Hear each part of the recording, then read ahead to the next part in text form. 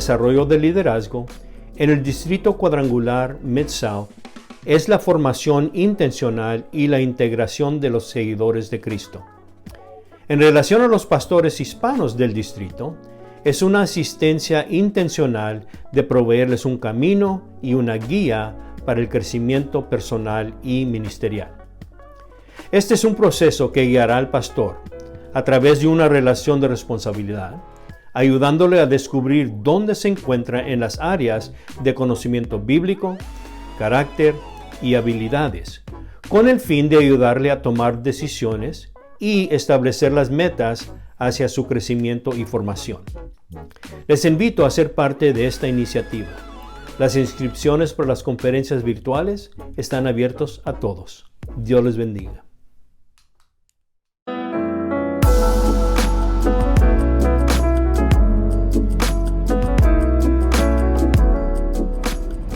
Bienvenidos a la conferencia Comprensión de los tiempos actuales.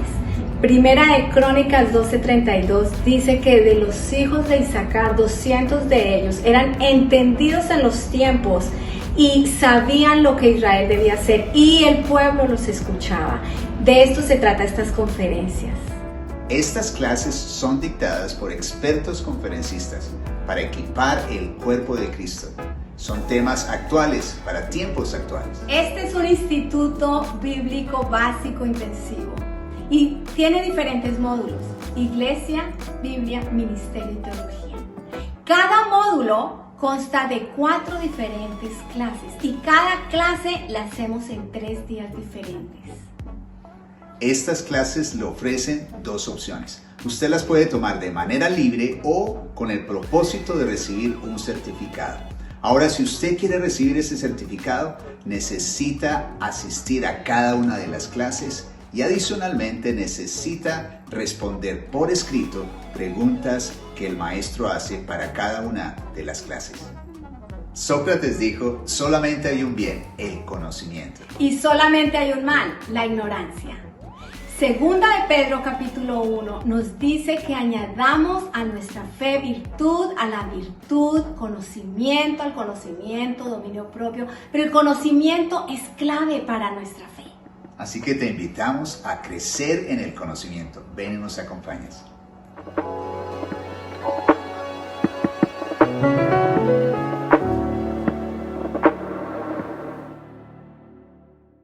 Buenos días a todos los participantes en esta mañana. Estamos llegando a nuestra última clase del año en el libro de Romanos, Romanos explicado. Y ha sido una jornada donde hemos sido expuestos a la teología básica de nuestra fe, sobre la salvación, la justificación. Entonces, hoy estamos terminando el capítulo 5 de Romanos.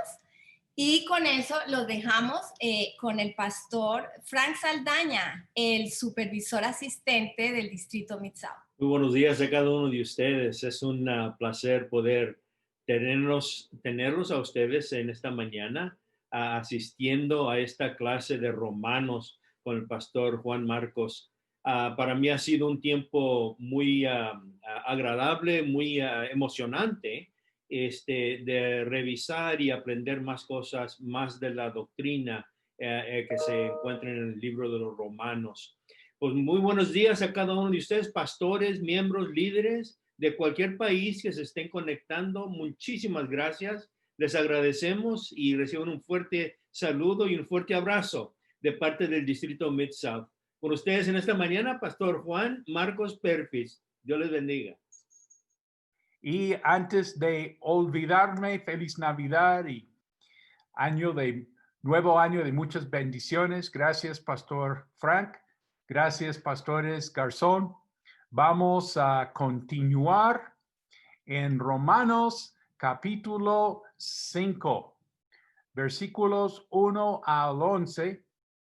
Vamos a ver el tema de cómo vivir como cristianos. Y vamos a ver 2 grandes beneficios de la justificación por medio de la fe.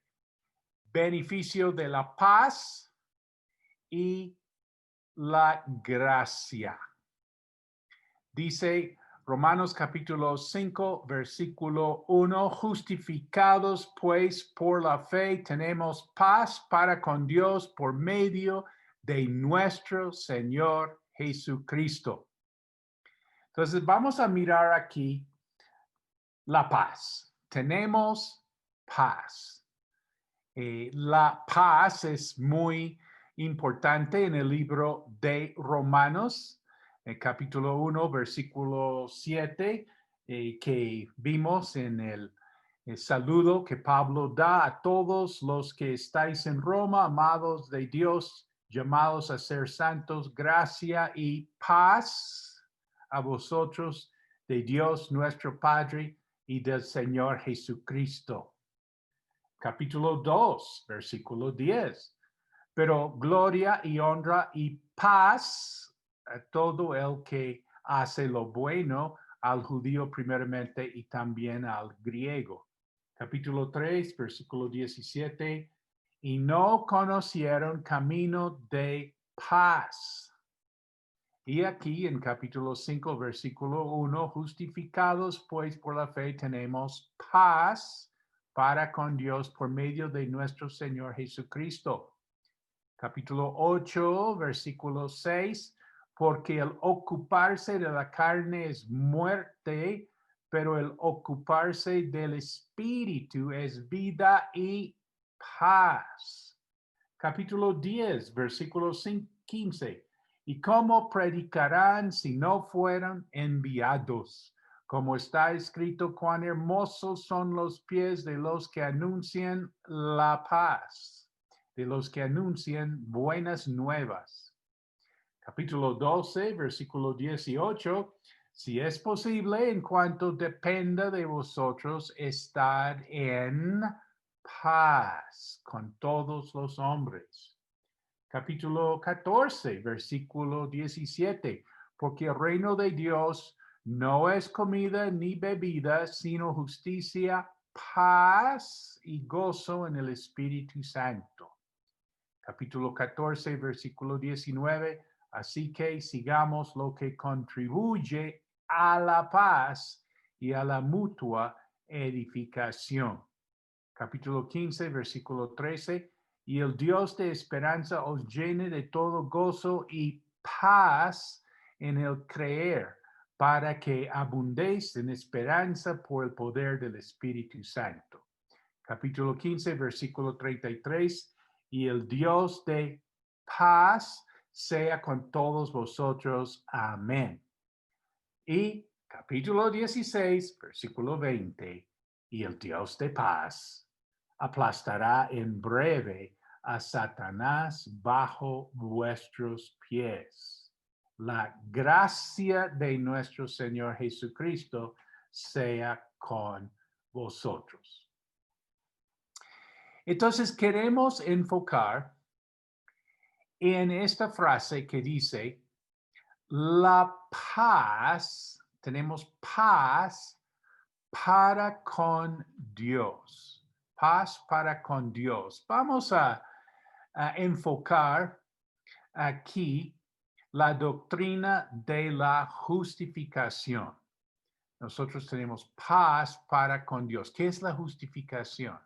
Es que tenemos paz para con Dios. La justificación. ¿Cómo es la justificación? Bueno, es por medio de la promesa de lo que Él ha hecho. ¿Te acuerdas? La justificación es que fuimos liberados de la culpa del pecado. Esto ya está hecho. Una promesa de lo que Él ha hecho. Y cuando hablamos de la paz para con Dios, la justificación, esto se refiere a la posición. Esto no cambia. Uno no puede ser un poquito justificado o muy justificado, o eso no es. Es lo mismo si uno es hijo. Si uno es hijo de una familia, pues ya es hijo. No es que el que es más mayor y el que es más menor. No. Si es es. Y si no es, no es. Así es la posición que estamos hablando aquí, la justificación. Y es para todos, todo creyente quien está en Cristo. Esto no cambia. Esto es para todo creyente. ¿Te acuerdas? Jesús dijo en Juan 6:47, el que cree en mí tiene vida eterna. ¿Te acuerdas? Juan 5:24, el que cree en mí y el que me envió, ¿qué? Tiene vida eterna y no vendrá a condenación, mas ha pasado de muerte a vida. Todo esto es la paz para con Dios, la justificación. Y vamos a aprovechar este momento para comentar de la paz de Dios. Hagamos un contraste aquí, la paz para con Dios, la paz de Dios. Hablemos de la paz de Dios refiriéndose a la santificación. ¿Te acuerdas qué es la santificación? Que nosotros estamos siendo o somos liberados del poder del pecado. La santificación es por medio de la promesa de lo que Él está haciendo. La santificación se refiere con este enfoque a lo que está ocurriendo ahora. Y tenemos las promesas. Amados, puesto que tenemos semejantes promesas, tales promesas, limpiémonos de toda contaminación de carne y de espíritu, perfeccionando la santidad en el temor de Dios. Él está haciendo en nosotros. Esta es la paz de Dios por medio de la promesa en lo que Él está haciendo en nosotros. La santificación sí se refiere al estado de uno. Y esto sí cambia. La verdad es que uno tiene sus altibajos. Bueno, nadie se ríe, pero bueno, es diciembre. ¿Y qué? Uno tiene sus momentos ahí muy pegado a Dios y otros momentos no tanto. ¿Sí? Esto sí varía. El estado en que uno se encuentra cambia. Entonces, la paz de Dios es para todo creyente quien cree. ¿Sí? Y yo tengo que estar creyendo, tengo que tener mis pensamientos, mi mente fijada en Él. ¿Sí? Yo estoy creyendo y por eso estoy viviendo la paz que sobrepasa todo entendimiento y está guardando mi corazón y mis pensamientos. Como bonito, ¿no? La paz para con Dios, pensando en la justificación, y la paz de Dios, pensando en la santificación. Bueno, entonces dice aquí en Romanos 5, tenemos paz para con Dios. Surge la pregunta, ¿por qué es tan importante tener paz con Dios? Paz para con Dios. Bueno, la respuesta muy sencilla es porque estamos en guerra. Si estamos orando por un país que tengan paz, quiere decir que están en conflicto. Y bueno, la Biblia en Romanos muestra que nosotros estamos en una guerra, que nosotros realmente hablando de nuestra posición, estamos de enemigos de Dios. El resto de la Biblia confirma, Santiago 4:4 dice, ¿no sabéis que la amistad del mundo es enemistad contra Dios? Cualquiera pues que quiera ser amigo del mundo se constituye enemigo de Dios. Jesús dijo en Mateo 12:30, el que no es conmigo, contra mí es. Y el que conmigo no recoge, desparrama. Mi experiencia fue que yo quería ser como una persona de la mitad, ¿sí? Como neutral. Yo tenía muchos amigos cristianos y tenía muchos amigos no cristianos.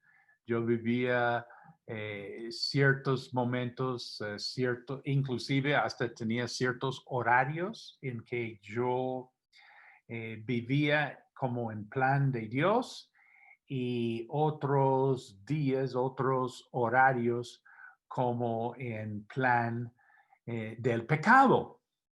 Y pues tenía esto como bien organizado y yo me felicitaba por ser a man of all seasons, digamos, una persona de toda la gente, como se diría. Y pues yo tenía los martes y los jueves por la noche en plan de Dios, en plan de estudio bíblico, oración inclusive. Y los viernes y los sábados yo tenía en plan de pecado. Tenía ciertos amigos con quienes yo andaba los martes y los jueves en estudio bíblico y toda esa cuestión, pero el viernes y sábado con otro grupo, otra banda de gente en otro plan. Entonces, pues yo como que quería tener lo mejor de ambos lados, ¿sí? Pero este versículo me llegó en gran manera que Jesús dice, el que no es conmigo, contra mí es. Y el que conmigo no recoge, desparrama. Mateo 12, versículo 30. Me enseñaron un dicho aquí. Dice, hay gente que no ayuda a Dios ni estorba al diablo. Pues yo estoy buscando eso, a ver si está en la Biblia, porque me parece muy, muy bueno ese refrán. Hay gente que no ayuda a Dios ni estorba al diablo. Capítulo 5, versículo 2. Dice, por quien también tenemos entrada por la fe a esta gracia. ¿Te acuerdas que hablamos beneficios de la justificación, la paz y la gracia? Entonces tenemos entrada por la fe a esta gracia en la cual estamos firmes y nos gloriamos en la esperanza de la gloria de Dios. Tenemos entrada. La palabra entrada en griego es proságago y es una palabra que se usaba en el contexto griego cuando se hablaba de entrarse en la presencia de un rey. Uno tendría, digamos, su entrada, uno podría entrarse, ahí estar con la realeza. También esta palabra se usaba en cuanto a refugiarse.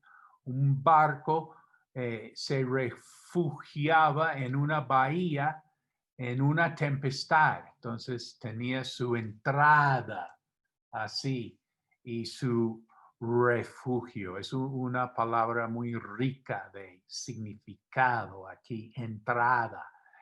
Por quien también tenemos entrada por la fe a esta gracia en la cual estamos firmes.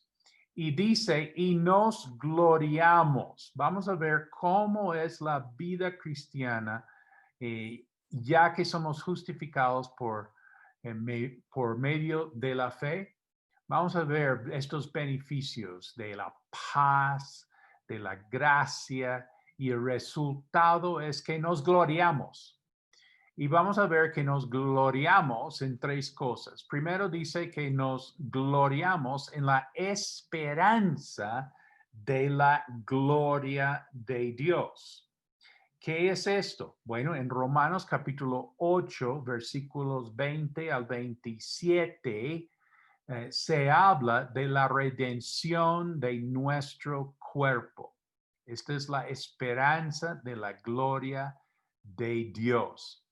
En 1 Corintios 15, Pablo habla, como hemos traído la imagen del terrenal, traeremos también la imagen del celestial. Esta es la esperanza de la gloria de Dios. ¿Te acuerdas que nosotros hablamos de la glorificación, el tercer aspecto de la salvación, que seremos liberados de la presencia del pecado? O sea, vamos a tener nuestro cuerpo glorificado, vamos a tener nuestro cuerpo transformado. Esta es la redención de nuestro cuerpo.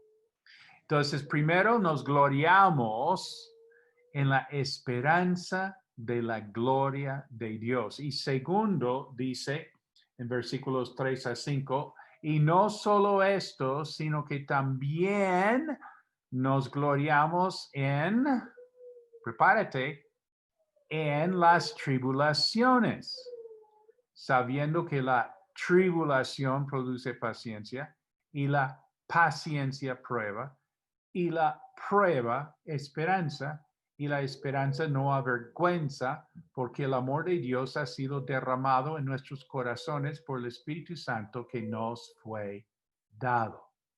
Entonces, primero, en la esperanza de la gloria de Dios. Segundo, en las tribulaciones. Haciendo un comentario aquí, en el libro de Romanos, en el Nuevo Testamento, vemos que el sufrir, la aflicción, la tribulación es normal para el cristiano. Esto es algo normal. En la Biblia esto es algo que vemos que sí ocurre. Menciono esto porque hoy en día tenemos la idea si uno está sufriendo, si está afligido, si está en tribulaciones porque no tiene fe o es porque tiene pecado, ¿sí? Pero no, realmente vamos a ver que el apóstol Pablo dice que nos gloriamos también nos gloriamos en las tribulaciones.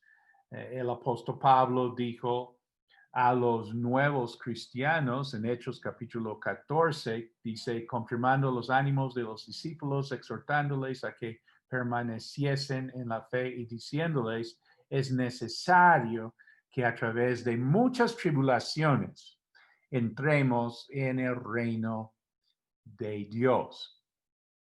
Esto de pronto poco se oye, poco se habla, ¿sí? Pero esto es lo bíblico. Pablo dice a los nuevos creyentes, es necesario que a través de muchas tribulaciones entremos en el reino de Dios. En segunda de Timoteo, él dice, todos los que quieren vivir piadosamente en Cristo Jesús padecerán persecución. Y Pedro, él hace bastante comentarios sobre este tema. Amados, no os sorprendáis del fuego de prueba que os ha sobrevenido, como si alguna cosa extraña os aconteciese. Sí, o sea, uno dice, no, pero ¿cómo así? Si es cristiano, ¿cómo es esto? Si uno es cristiano, ¿por qué? ¿Por qué? Si yo soy cristiano, ¿por qué? Y Pedro dice, no, esto no es una cosa extraña. Dice, sino gozaos, como recordando a Pablo, diciendo que nos gloriamos, sino gozaos por cuanto sois participantes de los padecimientos de Cristo, para que también en la revelación de su gloria os gocéis con gran alegría, también mirando a esa esperanza de la gloria de Dios. Si sois vituperados por el nombre de Cristo, sois bienaventurados, porque el glorioso Espíritu de Dios reposa sobre vosotros. Ciertamente, de parte de ellos, Él es blasfemado, pero por vosotros es glorificado. Así que ninguno de vosotros padezca como homicida o ladrón o malhechor o por entremeterse en lo ajeno, pero si alguno padece como cristiano, a mi conocimiento, esto es la segunda vez que tenemos en el Nuevo Testamento, primero en el libro de los Hechos, ¿no? Que fueron llamados cristianos por primera vez y Pedro aquí, él está usando el término cristiano. Dice, si alguno padece como cristiano, no se avergüence. Sí, esto es muy importante, que la tendencia es pues a avergonzarse. Yo estoy pasando por un mal momento, me siento mal, me siento avergonzado. Dice, no se avergüence, sino glorifique a Dios por ello, porque es tiempo de que el juicio comience por la casa de Dios. Y si primero comienza por nosotros, ¿cuál será el fin de aquellos que no obedecen al Evangelio de Dios? Y si el justo con dificultad se salva, ¿en dónde aparecerá el impío y el pecador? De modo que los que padecen según la voluntad de Dios encomienden sus almas al fiel Creador y hagan el bien. Primero de Pedro 4:12 al 19. Hagamos aquí un comentario sobre las tribulaciones. Letra A. La esperanza de la gloria de Dios no se destruye, esa esperanza no se destruye por la tribulación. La letra B, un consejo es no orar por las circunstancias, más bien pedir gracia para pasar por las situaciones. Si realmente había, digamos, una respuesta, por decirlo, mágica, instantánea, pues ya la tendríamos, ¿sí? Pero no, es que precisamente uno está pasando por una situación y entonces, ¿qué hacemos? Pues pedimos gracia para pasar.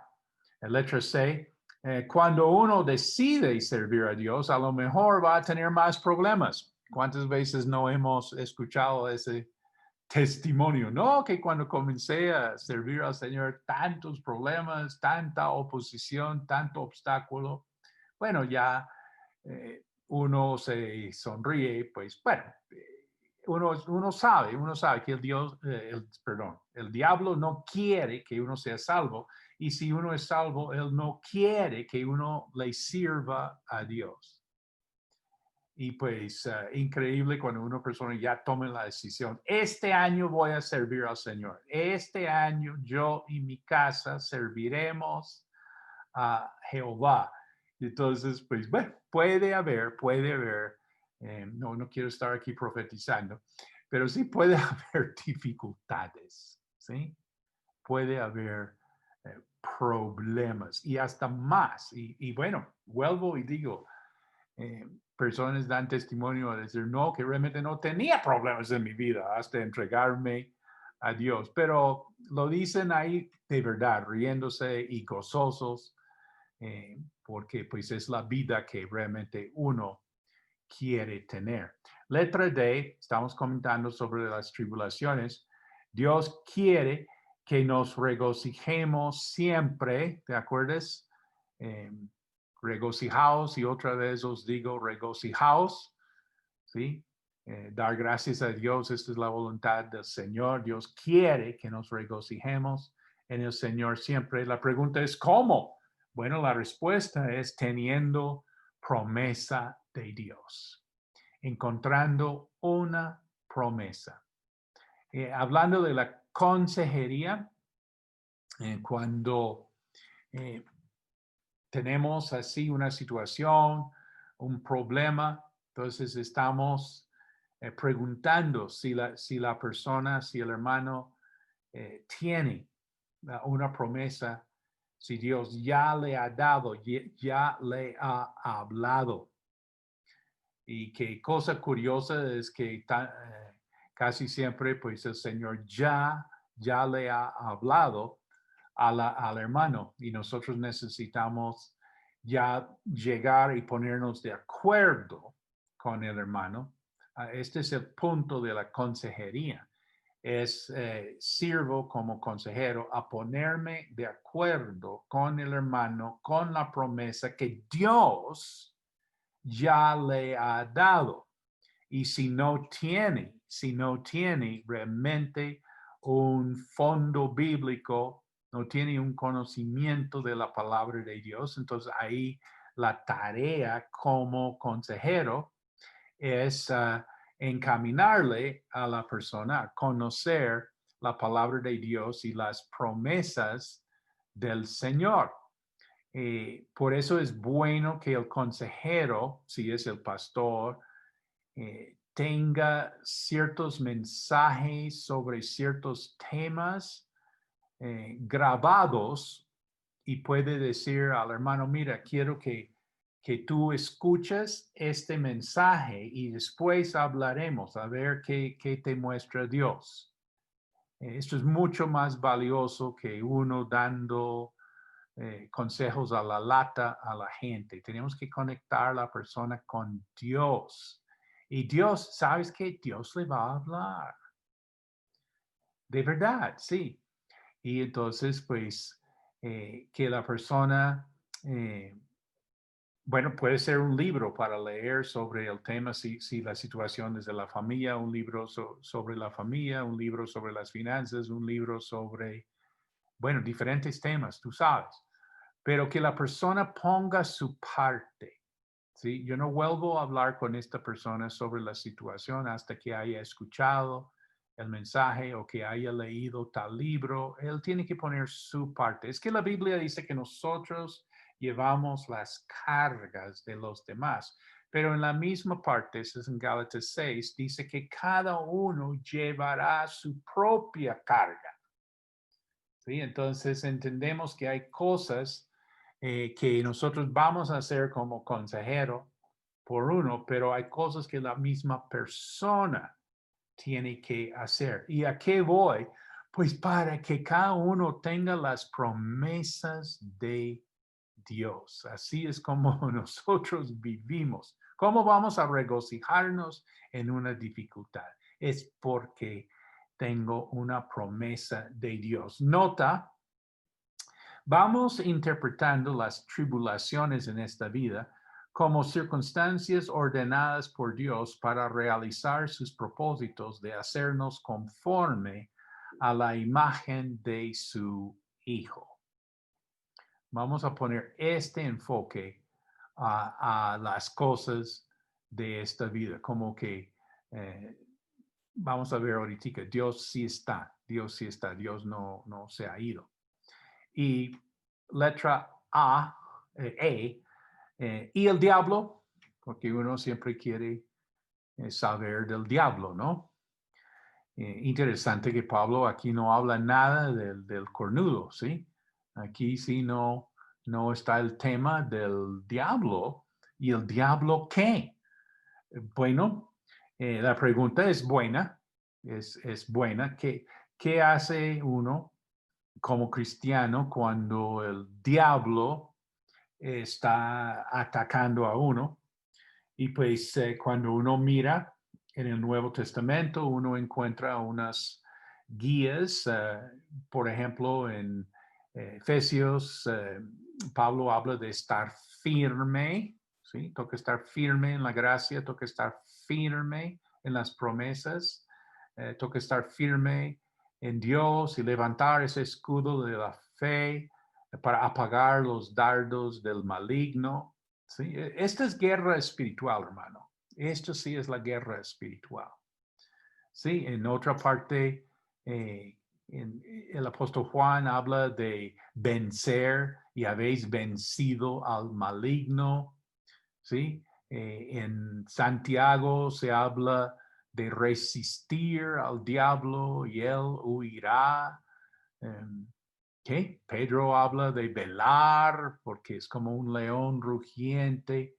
Pues sí, nosotros tenemos un enemigo, quien es el diablo, y él quiere meterse, él quiere como aprovechar los malos momentos para hacer lo suyo. Es cuando quiten la luz en el barrio, entonces, los ladrones aprovechan, ¿sí? Está todo oscuro y ellos pueden hacer muchas cosas porque no hay luz, ¿sí? Ellos están ahí, no podrían hacer la mitad de sus mal hechos con luz, pero cuando quiten la luz, entonces, wow, ellos están ahí, bueno, aprovechando ese mal momento que en el sector estamos viviendo. Creo que el diablo es muy así. Yo no le atribuyo tanto poder, tanto reconocimiento, pero sí me parece que él sabe cómo aprovechar de los malos momentos en mi vida. Y él está ahí como para, para aprovechar. Yo siempre doy el ejemplo del sexto huevo. Cuando estuvimos en un tiempo en el ministerio pastoral y no había mucho recurso y uno va y compra con sus pesitos ahí los huevitos para la mañana y va a la tiendita y se compra en la bolsita de papel los 6 huevitos y uno regresa a la casa y lo saca 1, 2, 3, 4, 5. El sexto está roto. No, el sexto huevo está roto.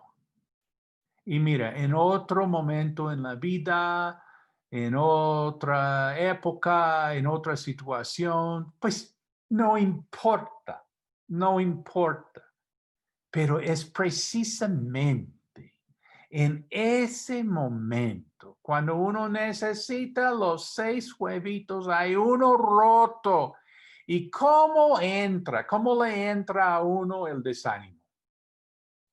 Y uno dice, ¿por qué está llorando? Sí, o sea, pues por ese huevo roto, pero ¿por qué? Sí.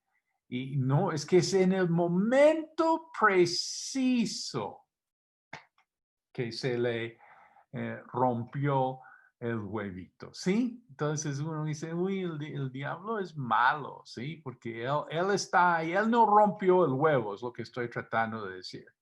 Pero él sí está ahí para poner sobre uno una condenación, un desespero, que nosotros no servimos para esto, volvámonos, sí, porque esto es muy difícil y todo, y mira, ni siquiera se puede ir a la tiendita a conseguir bien los huevitos para el desayuno, etcétera, etcétera. Sí, el diablo está ahí y toca estar firme, toca vencer, toca resistir y toca velar. Bueno, estamos hablando de las tribulaciones, letra F, la importancia de la paciencia. Romanos 8:28. Letra G, y después de la tribulación, uno tiene seguridad. Uno tiene experiencia, uno ha probado que sí Dios está con uno. Y esto es lo que uno adquiere por haber vivido por situaciones difíciles. Y esto sí le da a uno una confianza. ¿Te acuerdas que hablamos en capítulo 4 que la fe se ejerce que uno va ejerciendo su fe y va adquiriendo como más fuerza, como que sí, que realmente sí, cosas están pasando, pero vamos a poder aquí. ¿Y eso qué es? Bueno, es que lo que Romanos dice que esta tribulación produce prueba, paciencia, esperanza. Bueno, letra H. En medio de la prueba hay que recordar tres cosas. Dios está presente, eso normalmente es lo último que uno piensa. Segundo, que Dios está en control. Mira, si Dios no está en control de mi vida, ¿quién está en control? Yo no voy a darle al diablo ese honor. ¿Sí? Y tercero, Dios es fiel. 1 Corintios 10:13, no os ha sobrevenido ninguna tentación que no sea humana, pero fiel es Dios que no os dejará ser tentados más de lo que podéis resistir, sino que dará también juntamente con la tentación la salida para que podáis soportar. Bueno, estamos viendo aquí el beneficio de la justificación por la fe, estamos viendo la paz, la gracia, nos gloriamos en la esperanza de la gloria de Dios, y no solamente en eso, sino también en las tribulaciones. Y tercero, nos gloriamos en Dios. Gloriarnos en Dios significa que nosotros estamos viendo, aprendiendo, apreciando cada día más y más cuánto Él nos ama. ¿Cómo es el coro? Oh, how he loves you and me. ¿Sí? ¿Es así? Bueno, sería un buen coro ahí. Romanos 8:35-39 habla de que nada nos puede separar del amor de Dios. Romanos 5:6-11, porque Cristo, aun cuando éramos débiles, a su tiempo murió por los impíos. Ciertamente apenas morirá alguno por un justo, con todo pudiera ser que alguno osara morir por el bueno. Mas Dios muestra su amor para con nosotros en que, siendo aún pecadores, Cristo murió por nosotros. Pues mucho más, estando ya justificados en su sangre, por él seremos salvos de la ira, porque si siendo enemigos fuimos reconciliados con Dios por la muerte de su Hijo, mucho más, estando reconciliados, seremos salvos por su vida. Y no solo esto, sino que también nos gloriamos en Dios, por el Señor nuestro Jesucristo, por quien hemos recibido ahora la reconciliación. Amén. Y bueno, este amor se demuestra, se comprueba, se vive, y Pablo aquí pone el ejemplo de que pues uno podría morir por un amigo, pero ¿quién va a morir por el enemigo? ¿Sí? ¿Quién haría eso? ¿Sí? Me acuerdo en el contexto militar, testificando a un veterano de la guerra en Vietnam, y él dijo, sí, muy bien, pero muchos han dado su vida por sus compañeros. Y eso es cierto, ¿no? En campo de batalla y esos casos uno da su vida por sus compañeros. Y pues yo no sabía qué decirle, pero afortunadamente detrás mío había otro militar cristiano acompañándonos en nuestra vuelta evangelística, y él se acercó y dijo, sí, eso es cierto, él también había estado en Vietnam, y él dijo, es cierto que uno da su vida por sus compañeros, por sus amigos, pero ¿quién da su vida por el enemigo? Bueno, eso sí no pasa, pero eso es lo que precisamente ocurrió, que Jesús murió no por sus amigos, él murió por sus enemigos, nosotros. Gran muestra del amor de Dios. Sigamos Romanos capítulo 5, versículos 12 al 21. Vamos a ver el tema de la gracia que sobreabunda. Comenzamos, versículo 12. Dice, por tanto, como el pecado entró en el mundo por un hombre, y por el pecado la muerte, así la muerte pasó a todos los hombres por cuanto todos pecaron. Ya estamos llegando a ver la última prueba. ¿Te acuerdas que estamos en la sección sobre la justificación? Vamos a ver la última prueba de que el hombre no puede salvarse a sí mismo. Pablo hace recordar cómo el pecado entró en el mundo por un hombre. Bueno, el pecado fue la desobediencia de un hombre, Adán, y entonces, pues, dice, el pecado entró en el mundo por un hombre. Cada nada sale la pregunta, ¿por qué Dios, sabiendo todas esas cosas, puso al hombre en el huerto, sabiendo lo que iba a pasar? Bueno, la respuesta es por amor. Es que Dios había mostrado su amor para con el hombre en crear el universo, la tierra, el huerto del Edén, etc. Pero ahora el hombre, ¿cómo va a mostrar su amor para con Dios? ¿El hombre también puede crear un universo, un mundo, un jardín? No. Entonces, el hombre va a mostrar su amor para con Dios, ¿qué? Pues en la mejor manera de mostrar el amor, la obediencia. ¿Sí? ¿Te acuerdas que Jesús dijo a sus discípulos, pues si me amáis, guardad mis mandamientos, porque el resto es, ¿qué?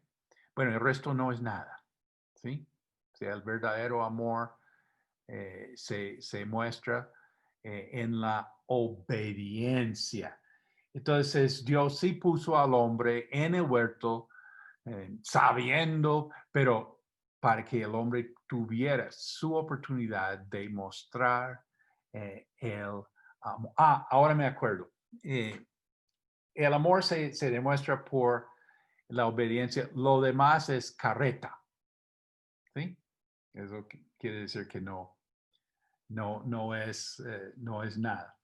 Bueno, entonces el pecado es la desobediencia. Un hombre es Adán y Dios sí pone al hombre ahí porque para que el hombre tuviera esa oportunidad de mostrar su amor a través de la obediencia. En Génesis dice, mandó Jehová Dios al hombre diciendo, de todo árbol del huerto podrás comer, mas del árbol de la ciencia del bien y del mal no comerás, porque el día de que él comieres, ciertamente morirás.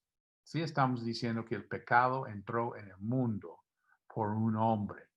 Sí, entonces ciertamente morirás. Y dice en Romanos, y por el pecado la muerte. El hombre pecó, el hombre murió. Comentando sobre la muerte, la esencia de la muerte es separación. La muerte física es la separación de la parte espiritual de la parte física. La muerte espiritual es separación, es vivir separado de Dios. Y la muerte eterna es estar separado ya para siempre de Dios en el lago de fuego. Entonces dice, y por el pecado la muerte. Así la muerte pasó a todos los hombres.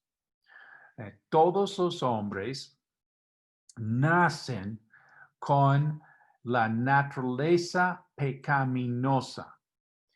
¿Qué es la naturaleza pecaminosa? Es esa inclinación innata, uno nace con esto, a la rebelión y al egoísmo. Esto vemos hasta en los niños. La primera palabra de un niño, ¿cuál es? No. Y la segunda, mío. La rebelión y el egoísmo se ven en el ser humano desde nacer. 1 Corintios 15, 22 dice, en Adán todos mueren. Entonces dice aquí, así la muerte pasó a todos los hombres por cuanto todos pecaron. Entonces, por favor, si quieres anotar ahí en tu Biblia, ahí, si no has escrito nada, anota esto. Mira, escribe, por cuanto todos pecaron, ahora escribe en Adán.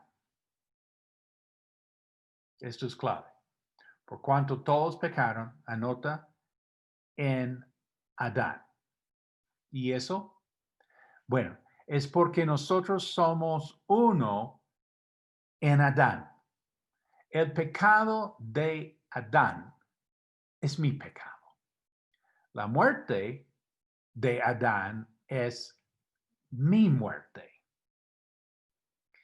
Una pregunta es, ¿por qué es tan difícil asimilar este concepto de la solidaridad humana en la Biblia? Bueno, parte de la respuesta es que en la civilización occidental, nosotros estamos acostumbrados a mirar siempre al individuo.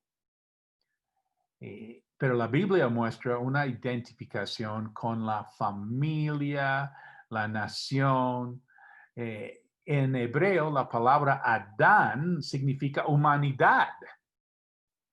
Que Dios está pensando, viendo esto así en grande. Uno, en nuestro contexto cultural, nos cuesta a nosotros mucho, en otras partes del mundo no es tan difícil porque uno se identifica con su familia. Lo que uno hace en la familia, mejor dicho, eso sí afecta a toda la familia. Sí, eso está uno muy, muy identificado con su familia. Uno no toma ninguna decisión importante en su vida sin consultar con la familia. Hay una solidaridad en cuanto en diferentes otras culturas y quizás no digo en la nuestra, hablando de la sociedad occidental. En Josué capítulo 7, el pecado de Acán perjudicó a la nación. Como 37 hombres murieron por el pecado, no de ellos, sino de Acán. ¿Sí? Y la familia de Acán también muere por el pecado de su papá. Entonces, pues, solidaridad. Nosotros en nuestro contexto hablamos de solidaridad y ni sabemos lo que estamos hablando. Pero bueno, aquí sí estamos viendo, wow, yo soy uno con mi familia, con mi nación, con la humanidad. ¿Sí? Y pregunta, ¿pero no es injusto esto? ¿No es injusto? ¿Y por qué no culpamos a Adán? ¿No te ha provocado pensar que cuando llegues al cielo vas a buscar a Adán? A ver, primero si está. Y segundo, darle una patada, porque sí dañó todo.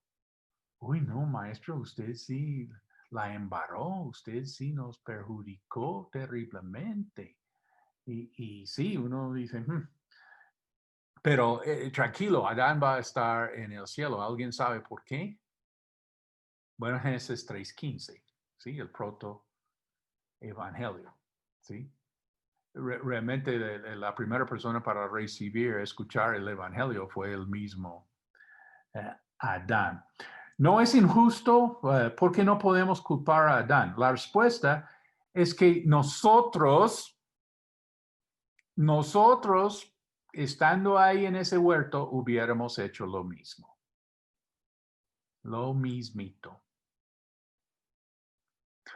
Esto es muy importante en cuanto a leer la Biblia, en cuanto a interpretar la Biblia, porque uno tiende a leer y decir, uy, no, ese Adán o esos judíos, no, esa gente, muy mal.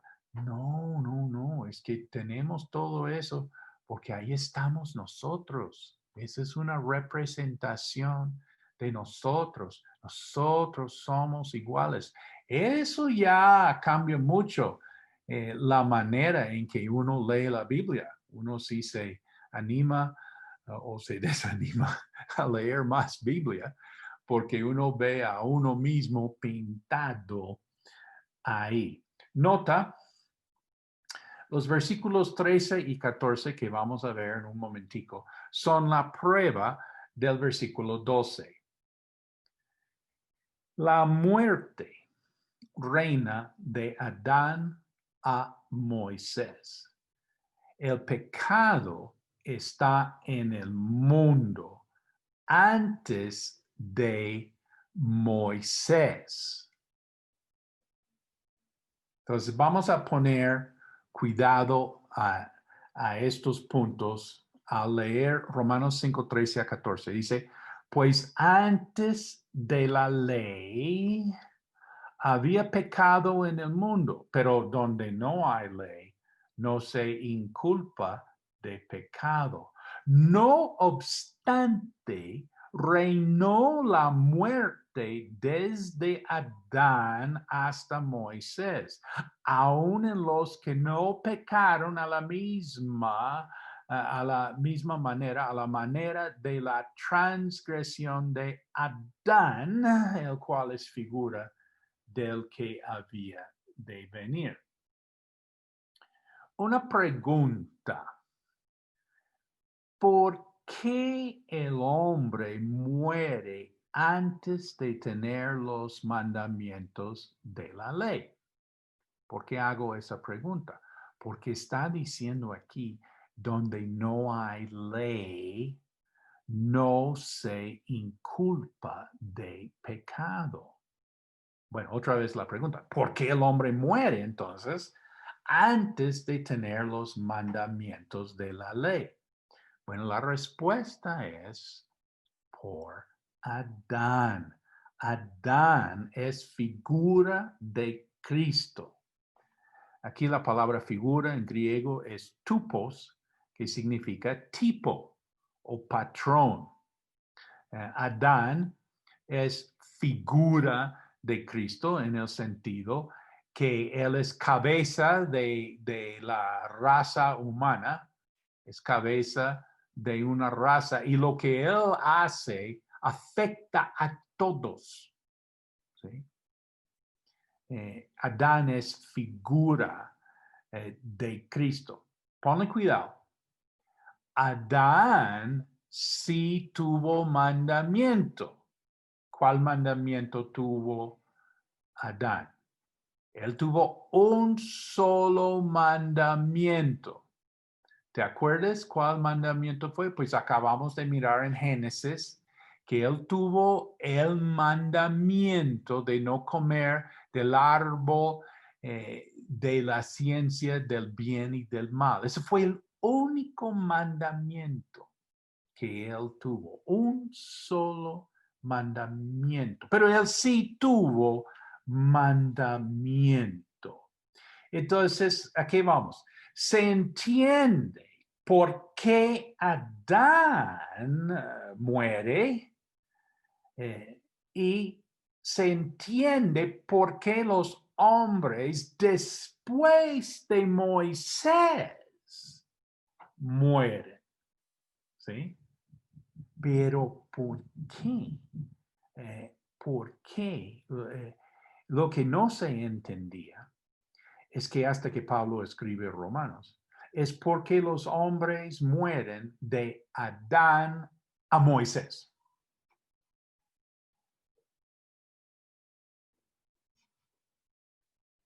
Respuesta. Porque el pecado, la naturaleza pecaminosa entró a la raza humana. La muerte entró. Y por eso los hombres morían. Una vez más, no fue por pecados definidos por la ley, porque no teníamos la ley. Todavía no tenemos Moisés. Estamos hablando después de Adán hasta Moisés. No tenemos oficialmente mandamientos, ¿sí? Pero los hombres mueren. ¿Por qué? ¿Por qué? Bueno, es porque la muerte entró y esto se demuestra en su naturaleza pecaminosa y por eso los hombres mueren. Esta es la prueba del versículo 12, que los hombres mueren después de Adán. Adán sí tuvo su mandamiento, o sea, él sí, qué pena, pero él sí muere. Pero después de Adán hasta Moisés no hay mandamiento y los hombres mueren. Es por su naturaleza pecaminosa. Nota cuán terrible es el pecado. Nosotros estamos muy acostumbrados al pecado, ¿no? Que uno ya nos han convencido a ser tolerantes del pecado, ¿sí? La tolerancia del pecado. Y ya esto ya se acepta, ¿no? Todo el mundo es tolerante con el pecado. Pero el pecado es algo terrible, ¿sí? Si el pecado de Adán, un solo pecado, si el pecado de Adán hubiera sido el único pecado, ¿te imaginas que si Caín no hubiera matado a Abel y etcétera, todos los pecados ahí en adelante, si eso no hubiera ocurrido, solamente el pecado de Adán, toda la historia, 6,000 años de historia y un solo pecado, el pecado de Adán, ese solo pecado sería suficiente para condenarnos a todos, por cuanto todos pecaron, ¿te acuerdas? En Adán.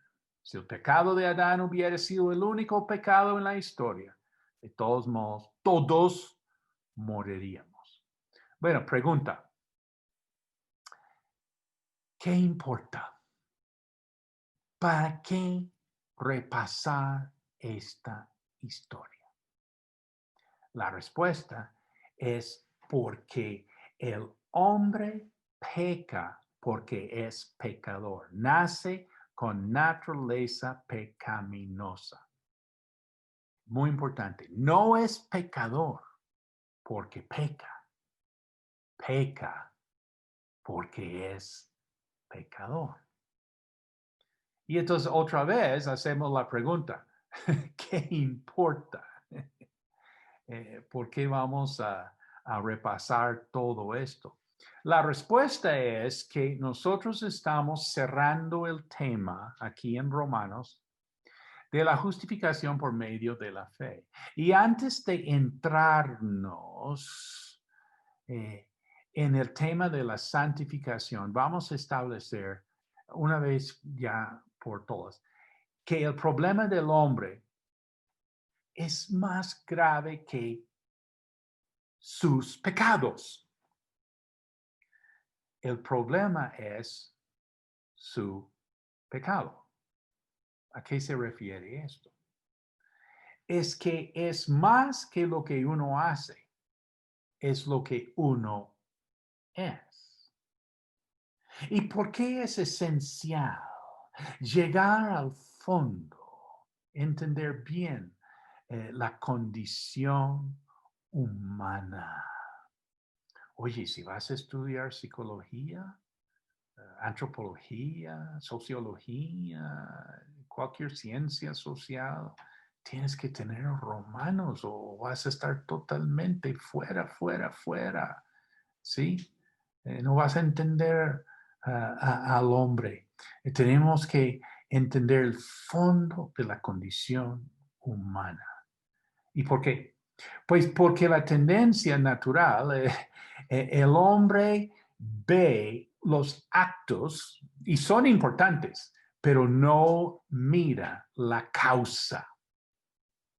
¿A qué voy? Es posible corregir malas acciones, ¿sí? Uno puede tener unos vicios, unos malos hábitos.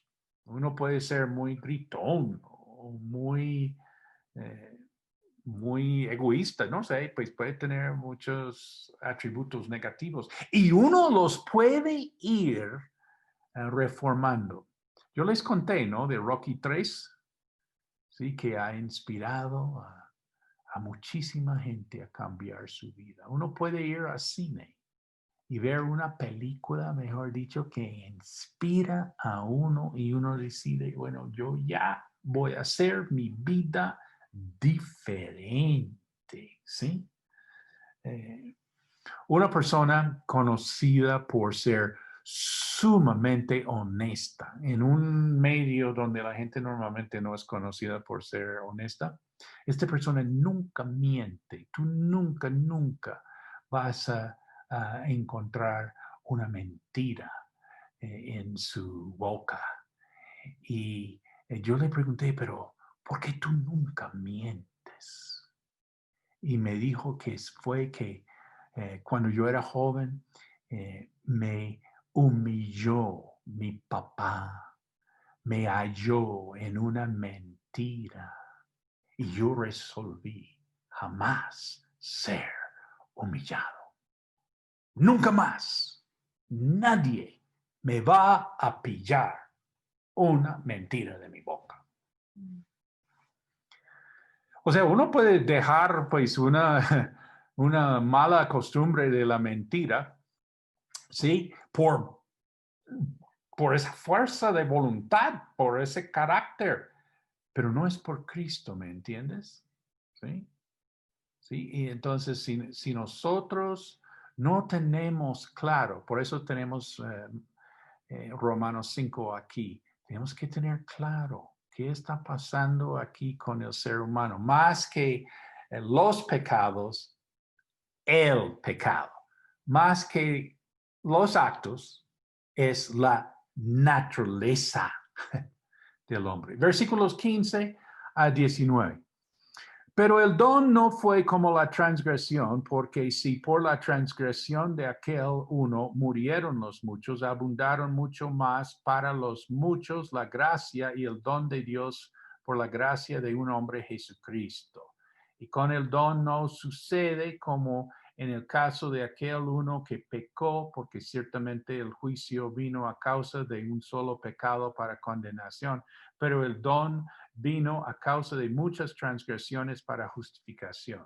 Pues si por la transgresión de uno solo reinó la muerte, mucho más reinarán en vida por uno solo, Jesucristo, los que reciben la abundancia de la gracia y del don de la justicia.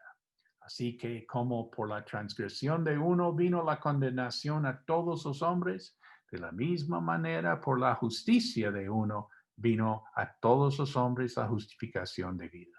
Porque así como por la desobediencia de un hombre los muchos fueron constituidos pecadores, así también por la obediencia de uno los muchos serán constituidos justos.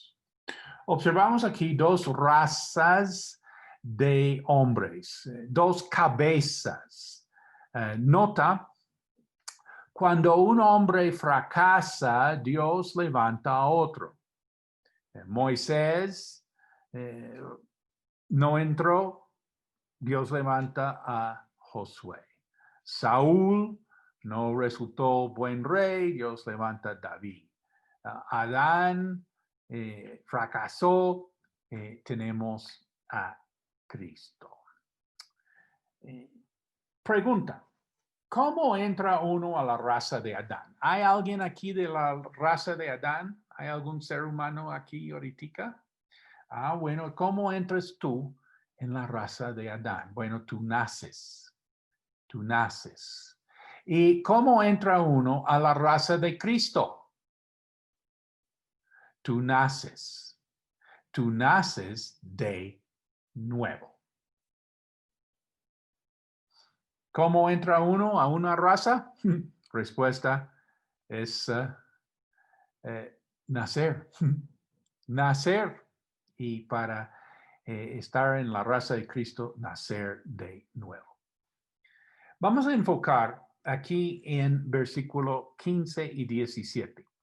Dice, pero el don no fue como la transgresión, porque si por la transgresión de aquel uno murieron los muchos, abundaron mucho más para los muchos la gracia y el don de Dios por la gracia de un hombre Jesucristo. Y en el versículo 17 dice, pues si por la transgresión de uno solo reinó la muerte, mucho más reinarán en vida por uno solo Jesucristo. Los que reciben la abundancia de la gracia y el don de la justicia. Fíjate en la frase mucho más, mucho más. Si nosotros estamos asegurados de la muerte en Adán, ¿alguien aquí está convencido si el Señor no viene antes que nos vamos a morir? ¿Hay alguien ahí que no cree eso? Si el Señor no viene antes, todos un día morimos. ¿Estás convencido? ¿Tienes la seguridad de la muerte?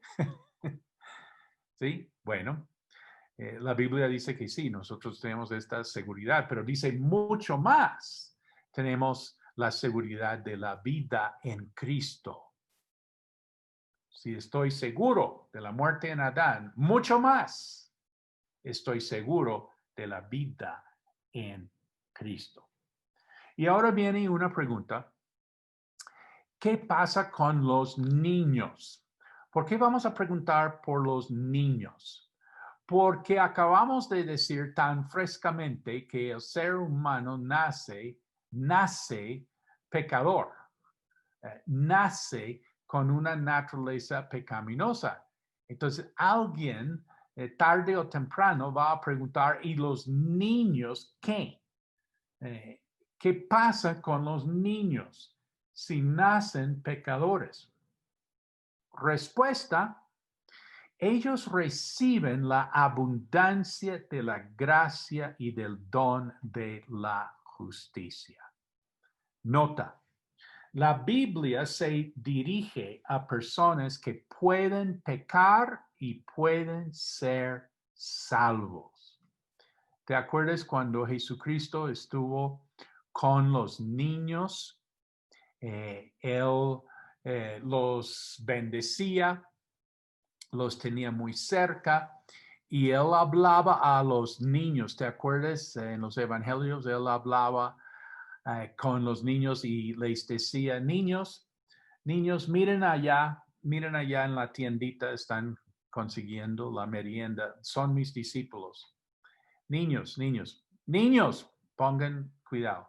Niños, ustedes tienen que ser como mis discípulos o no van a entrar en el reino de los cielos. ¿Te acuerdas? ¿Te acuerdas cuando Jesús dijo a los niños que tenían que ser como los discípulos para entrarse en el reino de los cielos? No, es que fue al revés.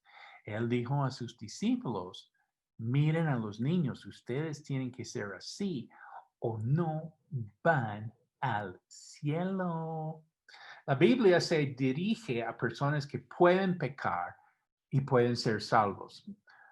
Nota punto 2, el hijo de David, el pequeñito de David, quien murió recién nacido, se fue al seno de Abraham. David entendió eso, dijo, pues yo iré a él, mas él no volverá a mí.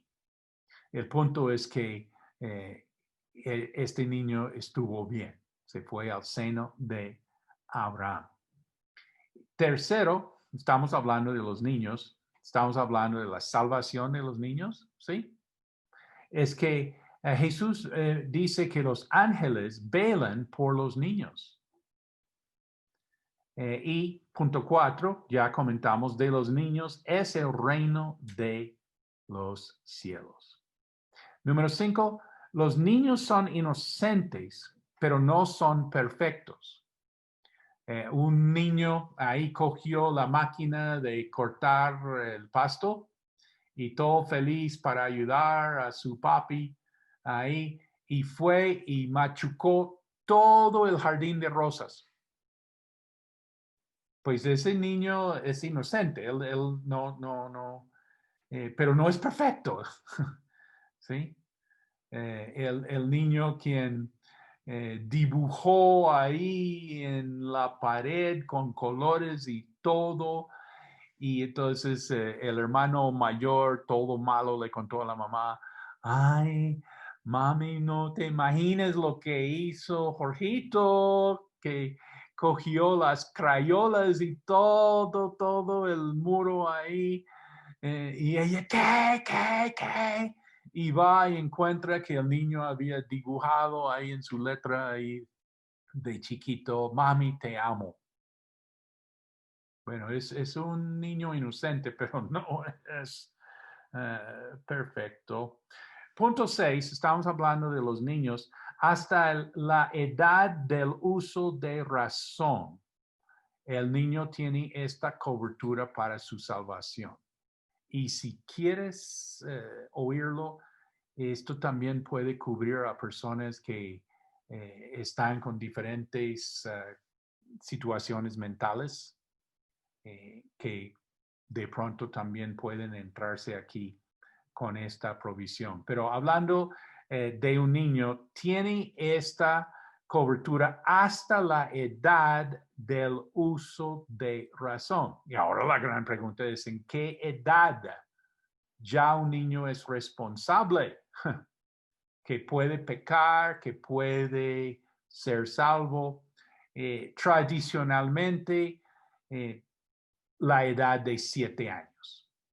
Otros dicen 9 años. Máximo 12 años. Yo pienso que es mucho antes que los 7 años que un niño puede pecar y ser salvo. Pero bueno, ahí tenemos hasta la edad del uso de razón. Sigamos capítulo 5, versículo 20 al 21. Pero la ley se introdujo para que el pecado abundase, mas cuando el pecado abundó, sobreabundó la gracia, para que así como el pecado reinó para muerte, así también la gracia reine por la justicia para vida eterna mediante Jesucristo, Señor nuestro. Entonces vamos a enfocar aquí en la ley. Dice, la ley se introdujo para que el pecado abundase. En capítulo 4 vimos que la ley produce ira. En capítulo 3 vimos por medio de la ley es el conocimiento del pecado. Y vimos también para que toda boca se cierre y todo el mundo quede bajo el juicio de Dios. Todo esto hablando de la ley. Vamos a sacar unas conclusiones aquí. Primero, la ley no es la solución al pecado. Dice que la ley se introdujo para que el pecado se acabare, ¿cierto? No. Dice para que el pecado abundase. Otra vez, la ley no es la solución para el pecado. Si nosotros tenemos pecado, poner más y más ley no es la solución. Uno ve la frustración del hombre moderno tratando de hacer una constitución para su país y poniendo leyes y leyes y leyes y leyes y más leyes. Y no, nada que ver. Una vez más, la ley no es la solución al pecado. Segundo punto, la ley produce pecado. Dice que el pecado abunda. Obvio. Cuando le decimos a una persona que no puede hacer algo, ¿qué es lo primero que quiere hacer? Me acuerdo cuando estaba tomando el curso de Romanos en Life Bible College. Un fin de semana, una familia en la iglesia me pidieron el favor de cuidar de los niños. Un sábado ahí por la mañana. Y pues yo estaba como aquí pensando mucho en Romanos 5, que cuando la ley se introdujo, entonces abundó el pecado. Entonces decidí hacer un ensayo con estos niños que yo estaba cuidando. Ellos tenían muchos juguetes, entonces yo les dije, mira, ustedes ya que se han ido sus papás, entonces pueden jugar un ratico y pueden jugar con todos los juguetes, menos este. Yo escogí uno de los juguetes feos, uno de los juguetes medio rotos, que seguramente nadie iba a querer cogerlo. Y lo coloqué bien en alto ahí en el bookshelf, ahí arriba. Y me fui para la cocina a prepararles una merienda. Y al rato, pensé, quiero ver qué está pasando. Y volví a su lugar, al lugar de los niños y esperando ver a los niños jugando con todos esos buenos juguetes, tan buenos juguetes hasta que a uno le provocaba coger uno de esos juguetes, porque maravilloso. Y que los dos pequeñitos, los dos angelitos, se subían y iban para alcanzar al juguete roto, feo y prohibido. Y yo dije, sí, Romanos tiene la razón. Tú le prohíbes a una persona y es lo que más va a querer. La ley no es la solución al pecado, la ley produce pecado. Y número 3, la ley, la transgresión, la muerte. Esta es nuestra situación humana. Ley, transgresión. Ahora se inculpa el pecado, ¿sí? Muerte. Y dice aquí en Romanos, cuando el pecado abundó, sobreabundó la gracia.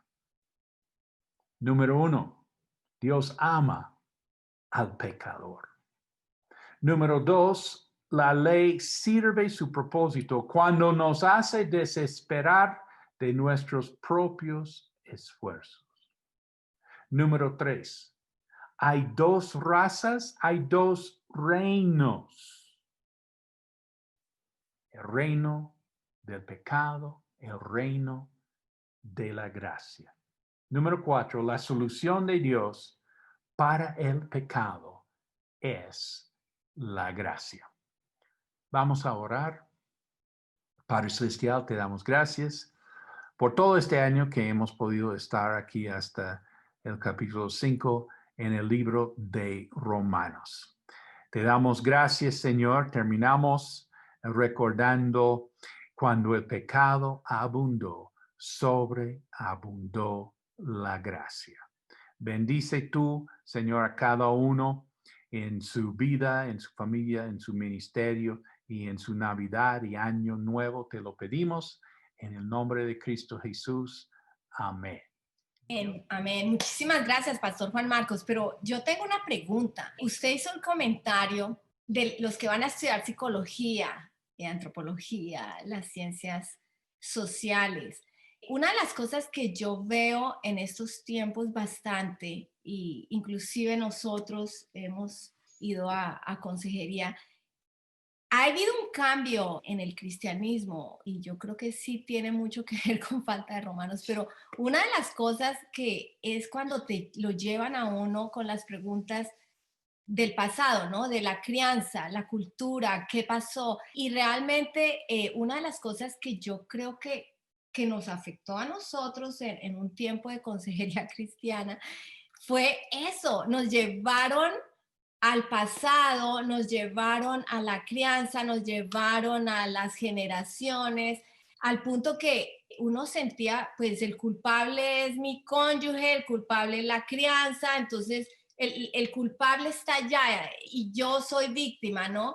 Entonces, hasta que en mi caso personal, yo sí tuve que volver a la palabra de Dios, a la cruz, quién es Jesús para mi vida, porque en serio que a veces lo lleva a uno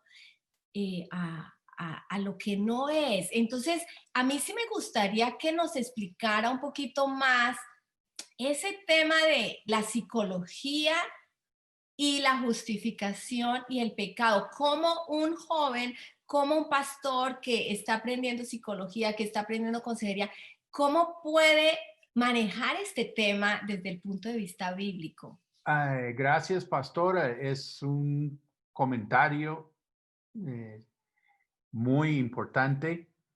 De pronto en este momento a comentar que el primer punto en el discipulado de una persona joven o la edad que sea es a superar el tema de ser víctima. Eso realmente es lo primero. No vamos a ningún lado si no hemos tratado ese punto. Y cada persona pues puede tener su mala experiencia. Cada persona puede tener en su vida pues maltrato, puede tener así